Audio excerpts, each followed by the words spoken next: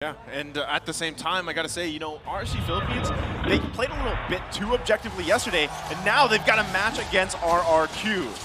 Well, we're going to take a look at it right as we enter the land of Dawn. Ladies and gentlemen, RRQ HOSHI and RSG Philippines. Vin, you can already see the aggression that he wants to put in. He flickers forward. He does not get it. A risky play here at the start of it all as RSG try to look for the punish. They will be able to lock him down, and that's first blood taken over to Light. Nicely done here. Oh, no. Wait, nope. It's fine. It's totally fine. Albert was still able to get the Litho Wanderer. Even though they did give first blood, it is going to be all right. Okay, that was maybe a little bit too risk, but I guess it is game one, right? So this is kind of what we expect from RRQ. That's what I was talking about before we jumped back into this game, was RSG Philippines used to playing that objective kind of slower pace, right? Meanwhile, RRQ really just going at it here, and that's kind of what they have to adapt to for the game. Yeah, I think they need the breathing room, right? RSGPH, this is a good confidence booster, but the game isn't over just yet. The lanes are going to generally be fine, but I think mid lane control is going to be extremely important for RRQ HOSHI here, right? They're keeping their eyes on Aqua. Oh, Albert already very aggressive here. I mean, RRQ in general, sure, they have actually given up the kill. It's 1-0, but they're still holding on to that gold lead currently. Well, even though it's really small, this is going to be huge for the upcoming turtle fight. But Kai up top, Phantom Execution already looking for the kill, forces that flicker out. Breathers, I mean, it's good. RRQ are just making sure that they can kind of control that tempo, make sure they don't fall for these obvious moves from RSG. This is the default play, but now this is where everything is going to happen. Yeah, you know, this turtle coming up here too, I mean, Albert's trying to just kind of bob and weave it around because he's not totally confident yet if he can just get this, but now they're going to actually make a play for it. Yeah, real world inflation. The falling Simon connects, and that's going to be Albert with the retribution, picking it up for himself, trading it in. R7 will be able to find Demon Kite there all alone, isolated. It is a favorable trade for the Kings. Yeah, this is an extremely good trade, but Mon, if he gets a kill here onto Skylar, that could be even better. No cross-map plays, but RRQ HOSHI is in a good position. They got Albert a level ahead of Demon Kite. They were able to get a turtle, so now it's all about whether to make this play. Oh, Skylar gonna get caught there. Flickers out. The wild charge will be able to lock Light down. The wall as well, but Skylar doesn't want to risk it. And Mon is still there. He's looking for the snipes, but Skylar he reads it out. He backs off all the way to the bush. You see how on point both these roamers are for their gold lanes. This is what I was talking about, right?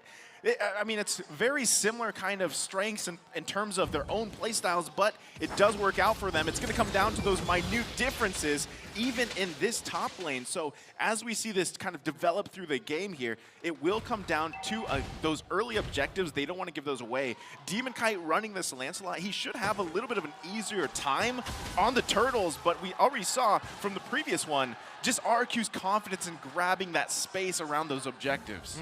I want to talk about that play happening on that bot side earlier, right? You could definitely see a moment where Skylar was thinking about whether he should go and finish off that kill on Light. But let's keep in mind that he did use his flicker, and Iman still has his. At any point, Iman could have gone and killed Skylar if he walked up too far, in case people are wondering. Now back to top side. Yeah, Vin is looking for the play here. Nats, though, very good read. Instantly on that sprint. They're just so aware currently, right? Both of these teams reading each other out really well. Yeah, and I think especially when you have Aqua here, with that Dawning Light, there's a lot of looming doom. If you are low and you get hit by Dawning Light at this stage of the game, you get pushed back so far behind. Man, I feel like Aqua is just one of those, out of all the members of RSG Philippines, I'd say Aqua is one of the most low-key, right? Because a lot of people don't pay attention. Wait, what? Light? What? He just got caught off camera there, and RRQ will have pressure for this turtle. They're looking for it. RSG, I don't think it's going to be a wise move for them to go for it. And yes, Demon Kite uses that Phantom Execution. Vin, just to add salt to the wound there, he goes on and walls it off, but the turtle secured for RRQ. Unfortunate for RSG, but RRQ don't get too much off of this, right? They get the turtle, yes, they get a little bit of EXP, but now they need to converge it here down on bot side. Iman trying to maneuver himself out of here. He goes in for the Wesker, but he's going to be pinned down by Albert. Clay picks up the kill, and they will be able to just shut him down in this gold lane. That's what you need. Yeah, that's how you answer a Beatrix, right? You just go focus on the lane. And also, I mean, this is the power of also having that Grok available to you, because you can just make choke points yourself with that Guardian's Barrier. Absolutely, and especially since Iman, he failed his flicker, immediate punish coming in from RRQ. Every single time I see RRQ play against RSG, they make sure they ask that question to RSG. They demand perfection out of them. They cannot make these mistakes. But the score is close, 3-2. Bottom side play has already gone through, and more importantly, coming back to the topic onto Aqua, I think Xavier's perfect on him. He's a low-key player who takes his time, but makes the impact when it counts. It's something that if RRQ Hoshi just forgets or lets through, Aqua can come in huge. Yeah, I think if you're talking about that too, you know, later portion of the game, you have the dawning light, but hold on, they set up. Yeah, and that's gonna be Vin just taken down. They're looking for the whoa, they're looking for it. The damage will be there. I did not expect him to be able to burst Iman down with one real world manipulation, but he has one kill, and he's just a level ahead of Aqua, so you can see where this damage is coming from.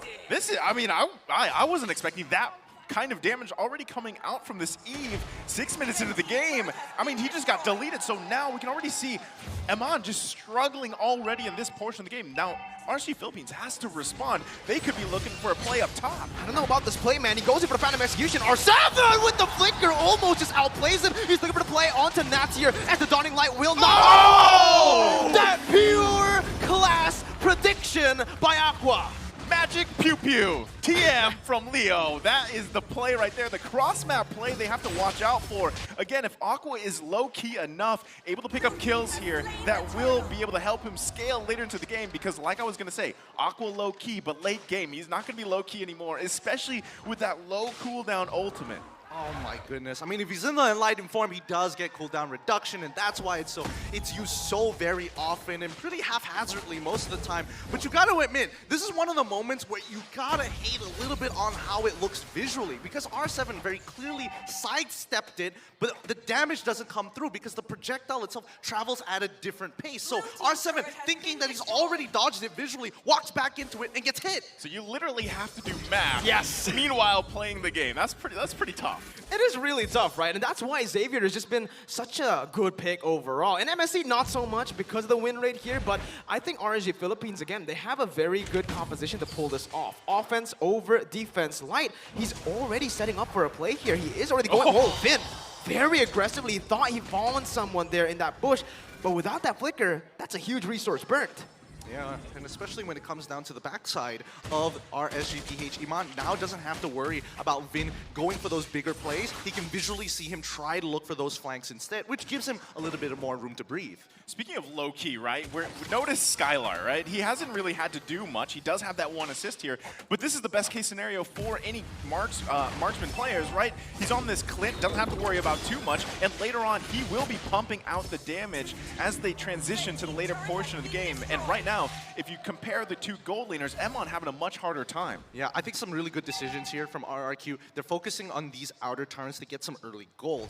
They're 2.4k ahead. A lot of it is coming down from Skylar, just chunking down these turrets. If he was on Beatrix, he'd be doing it even faster and more safely. But with Clint, there's a little bit of risk involved. So that's why he's calling for Albert, calling for Vin to kind of open up that area for him so he can safely do it, and RSG aren't able to punish. And what I like about Skylar here is that he actually opted for the Killing Spree emblem, right? On Clint, yes, that's usually what you go for, but there is an option to go for Weapon Mastery too, honestly. If you just want to do glass cannon plays, if you want to go and stay behind, I feel like Weapon Mastery can work better. But again, with this Killing Spree, what that allows him to do is just stay aggressive and keep on pumping the damage even when he's opposition. And based on the emblems that he does take, he's not looking for regular base damage. He's also not looking for attack speed. It's just raw armor penetration. He wants to chunk it out as soon as possible. Now, it's Lord time. Oh, Light actually going in for the Tiner's Rage. Doesn't connect onto anyone here. Might be punished. Gets chunked low. Albert looking for the heavy spin, baiting out that flicker from Light, but in the mid lane, Nats gets caught out. Phantom Execution now as Demon Kite looks for compensation. Albert dodging away. Iman with an Emiru's Passion will not be able to find anyone. Skylar picks up a double, converts it onto mid turret, and this might be a free Lord for RRQ. Okay, so see, this is what we were talking about in the draft, right? Light takes the Kufra, unfortunately makes a bad call, gets out of position, and RRQ is going to punish him for that. And that's also just most likely going to be a free Lord for them as well. So this is already RRQ just punishing, you know, the new guys right now. Risk and reward. Lord slain by RRQ, but this is not Luminous just yet. We need to talk about this previous play because, again, Vin plus Clay, they are working really in sync right now. It feels like they are in a mobile suit working together, minds alike.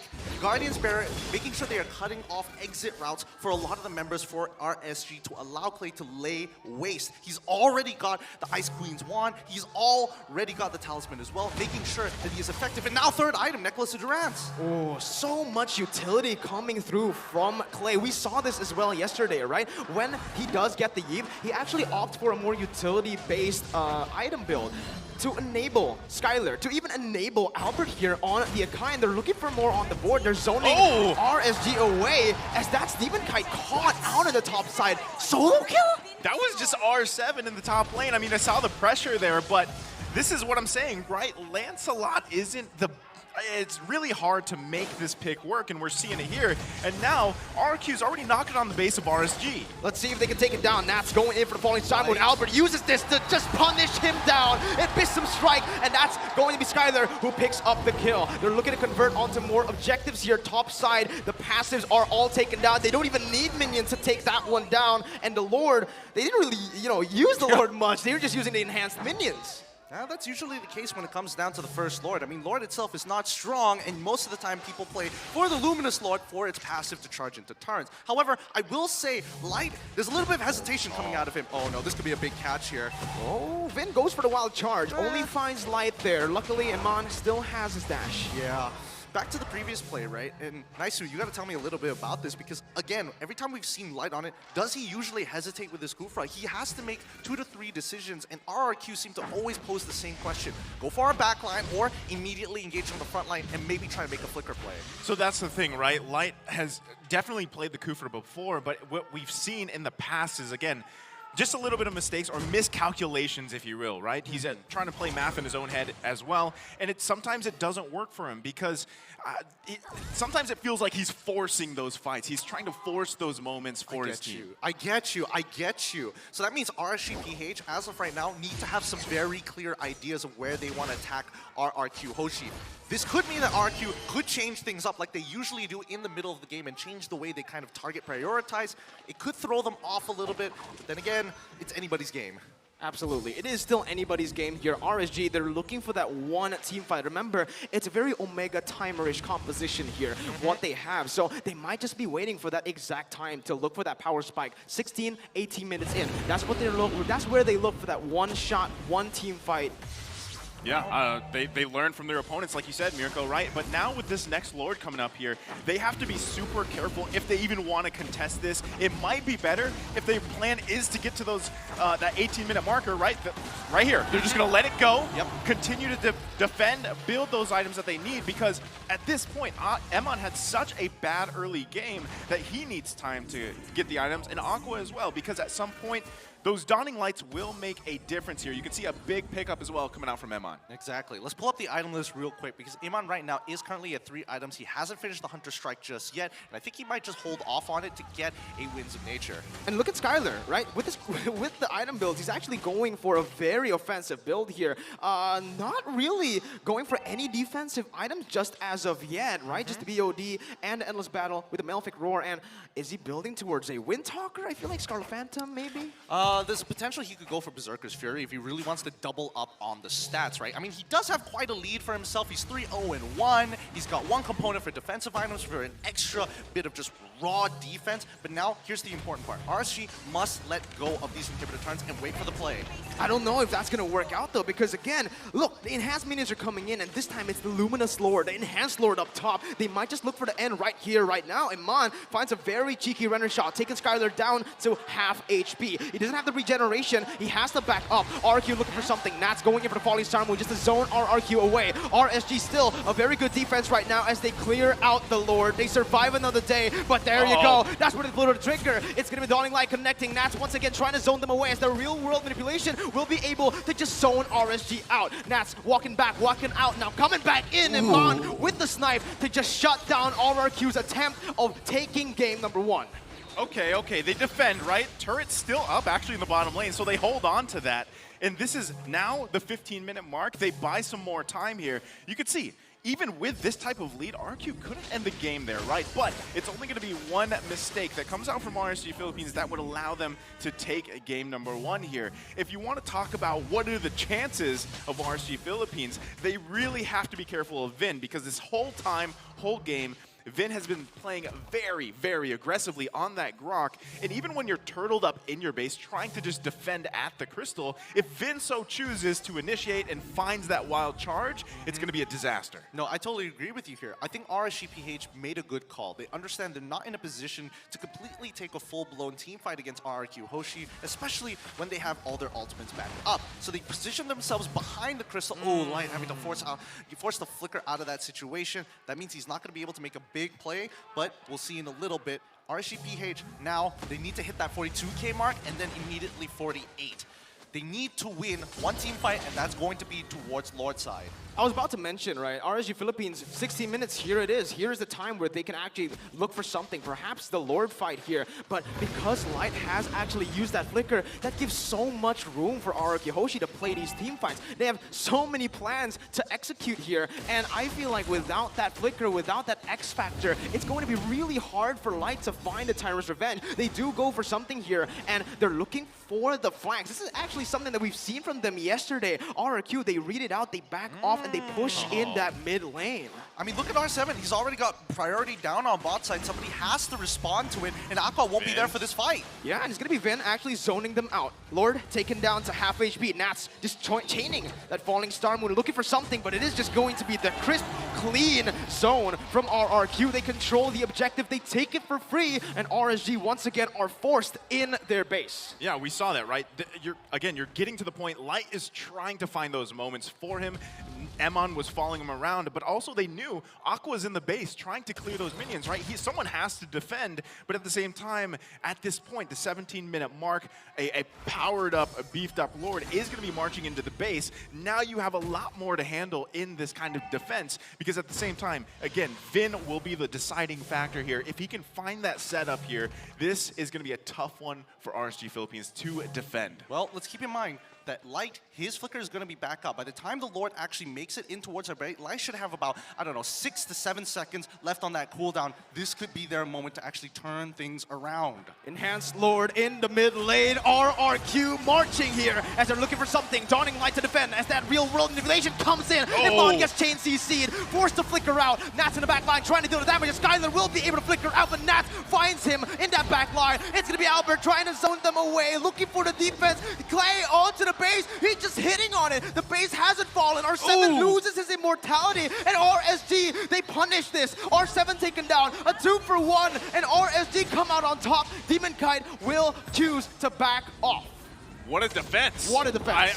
You got to give it up to them, right? They're still going to handle these minions here. They should be fine. But still, that powered up Lord, you saw the play coming out from Vin. RSG Philippines, you give them props because they buy a little more time. They might be able to actually get a couple more objectives if they can push in to the mid lane. Look at that tier 1 turret still up. All right, let's check this replay out, because I think here, this is an awkward spot. And RRQ, the first time we're seeing them actually miscommunicate a situation.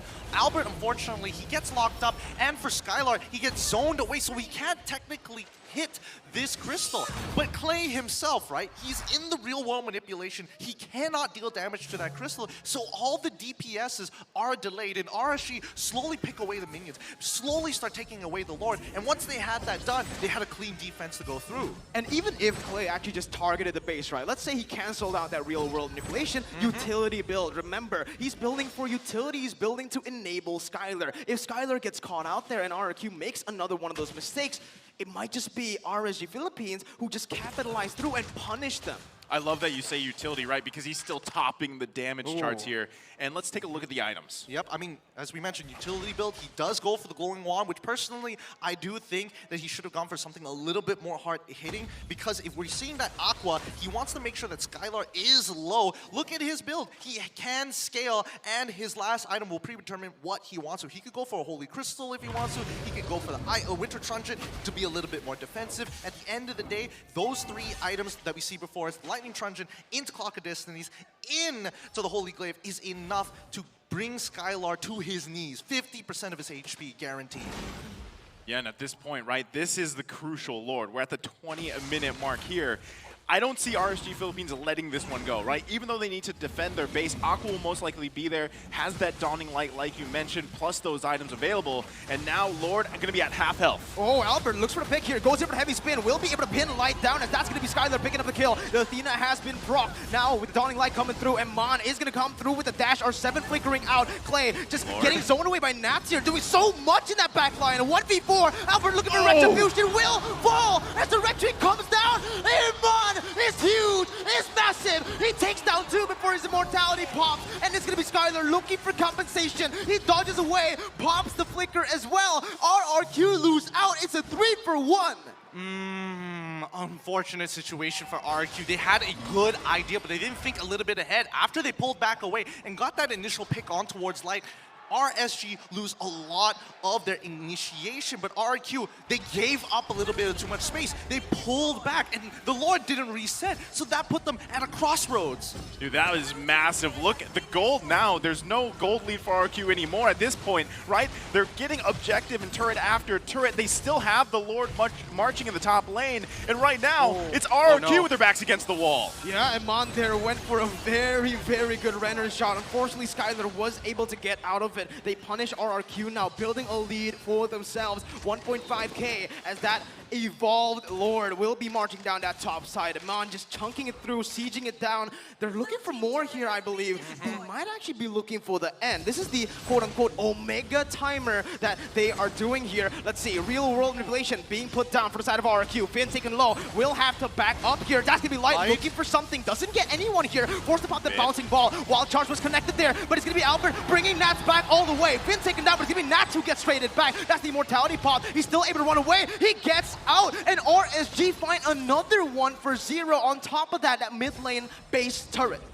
Great play around that immortality that they had too, right? Again, this is Albert now trying to be forced to make plays for the team. You can already see Emon feeling much better. He's now got 4 kills, and they're feeling confident with Aqua as well. Totally, and even Skylar, he's changing things up. He's got a Demon Hunter sword this time to make sure he's taking out these tanks a little bit faster. Light initially was out of position after failing to engage. He had the flicker, but again, no right opportunity. Here we go! Albert pops that heavy spin, taken down instantaneously. That's going to be everyone looking for the base, but RSG gets zoned out by the real-world manipulation. Iman has the Wesker out. He's looking for something here as Light pops in the Tyrant's range. Will be able to get the Tyrant's Avenge. He flickers out of there, and he gets the trade. That's our 7 trade for no one as the Dawning Light comes through and takes up the kill. Killing spree for Aqua. He is massive here, but RRQ are able to fend off once more.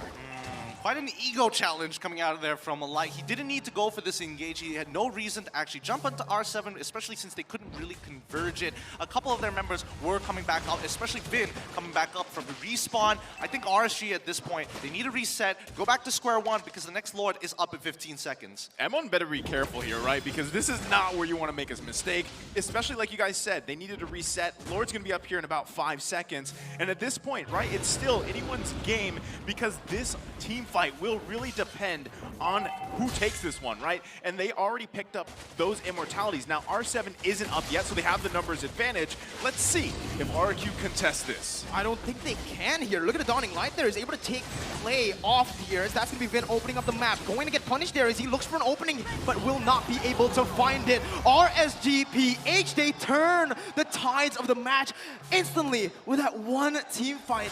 That's another evolved Lord Naisu. Yeah, and that's Flippy Toppy, like we mentioned in the draft, right? They've learned things from their opponents, and that's what they're doing here. Now the tables have turned, and RSG Philippines will be the ones marching into the base of RRQ. Notice the one item that everybody must have at some point in this game, it's immortality. Everybody is building up that goal to switch it out. I don't think, considering the number of deaths that we've had so far and the amount of time that has passed, both sides are going to be really digging deep for the economy. Even Demon Kite, he's doubling down on damage. He's not even going for the tenacity potion here. And what are we seeing there? What are we seeing there? Oh, a prolific roar coming in from Skylar once again.